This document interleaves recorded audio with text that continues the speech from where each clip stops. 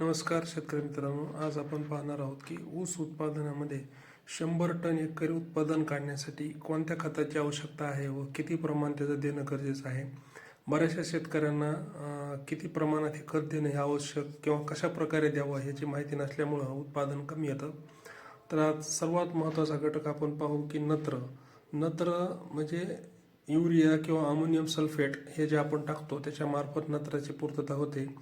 तर याचा जो डोस आहे तो हेक्टरी 250 ते 300 किलो आहे. नत्र हे तुम्हाला विभागून 2 पद्धतीने देता येतं. 50% नत्र हे लागवडीच्या वेळेस द्यावं लागतं व उर्वरित 50% नत्र हे 60 ते 90 दिवसांनी म्हणजे 3 महिन्यांनी देणं गरजेचं असतं.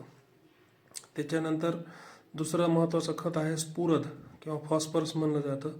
100 ते 150 किलो प्रति हेक्टर असा त्याचा डोस आहे व त्याचे जे सोर्सेस आहेत कशापासून आपण देऊ शकतो तर सिंगल सुपर फॉस्फेट किंवा डाय अमोनियम फॉस्फेट अशा 2 प्रकारचे खते मार्केटमध्ये आहेत. त्याच्यापैकी कुठलंही एक खत तुम्ही देऊ शकता आणि ह्याचा जो डोस आहे तो 100% लागवडीच्या वेळेसच देणं गरजेचं आहे, कारण त्यावेळेस दिलेलं जे खत आहे ते विरघळण्यासाठी टाईम लागतो. तर ॲव्हेलेबल होण्यासाठी टाईम लागत असल्यामुळं तुम्हाला ते 100% लागवडीच्या वेळेसच देणं गरजेचं असतं. तिसरं महत्त्वाचं खत आहे पोटॅश किंवा पालाश, जे 100 ते 200 किलो प्रति हेक्टर असा त्याचा डोस आहे आणि ते मिळण्याचं ठिकाण म्हणजे म्युरेट ऑफ पोटॅश किंवा सल्फेट ऑफ पोटॅश असे 2 प्रकारचे खतं मार्केटमध्ये अवेलेबल असतात. त्याच्यापैकी कुठलंही दिलं तरी जमतं. याची गरज काय तर वाढीसाठी वजन वाढीसाठी आणि ऊसाची जी गुणवत्ता आहे ती टिकण्यासाठी ह्या खताचा उपयोग केला जातो आणि हे पण खत 100% आपल्याला लागवडीच्या वेळेस देणं गरजेचं आहे. त्याच्यानंतर सूक्ष्म अन्नद्रव्यामध्ये झिंक आहे, बोरॉन आहे, आयर्न आहे, मॅग्नेशियम आहे. तर हे जे मायक्रोन्यूट्रिएंट्स आहे त्याची एक बॅग आपल्याला सुरुवातीलाच खताबरोबर देणं गरजेचं असतं. त्याच्यामुळे शरीराची जी रोगप्रतिकार क्षमता वाढते व ऊसामधील बाकीच्या गोष्टीची कमतरता पूर्ण भरून काढतं. जी रिकव्हरी होत नाही म्हणतो आपण, ती पण रिकव्हरी याच्यामध्ये 100% होते. अशा त्याच्याबरोबर जैविक खत जर आपण टाकलं 10 ते 15 टन, त्याच्यामध्ये शेणखत येईल, कंपोस्ट येईल, गांडूळ खत येईल, अशा विविध प्रकारचे खतं जर आपण टाकले सुरुवातीलाच तर त्याच्यामुळे आपल्या जमिनीची पोत सुधारते.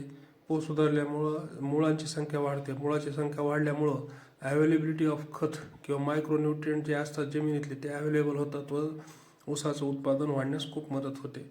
त्याच्याबरोबर आपल्याला हिरवळीचे खतं जर देता आले तर खूप उत्तम. त्याच्यामध्ये ढेंचा आहे, जो ऊस लागवडीच्या आधी आपल्याला 1-2 महिने ढेंचा लावून तो जमिनीत गाडला जातो नांगरटीद्वारे व पाणी सोडलं जातं व त्याच्यातून जे खत तयार होतं ते जे खतावर ऊस लागवड होते त्याच्या खूप चांगल्या पद्धतीने रिझल्ट येतो. जर तुम्ही सोयाबीनचं पीक घेतलेलं असेल किंवा उडदाचं पीक घेतलं असेल त्याच्यानंतर ऊस लागवड केली तर त्याचा नत्राचा फायदा त्या पिकाला खूप चांगल्या प्रकारे होतो. तर अशा प्रकारे जर आपण शेती केली आणि योग्य प्रमाणे जर सर्व खतांचा वापर केला तर 100% 80 ते 90%, 80 ते 100 टन एकरी उत्पन्न आपण घेऊ शकतो. आपल्याला जर का माहिती आवडली असेल तर आपण शेअर करा, स्वतः वापरा व लाईक आणि सबस्क्राईब करायला विसरू नका.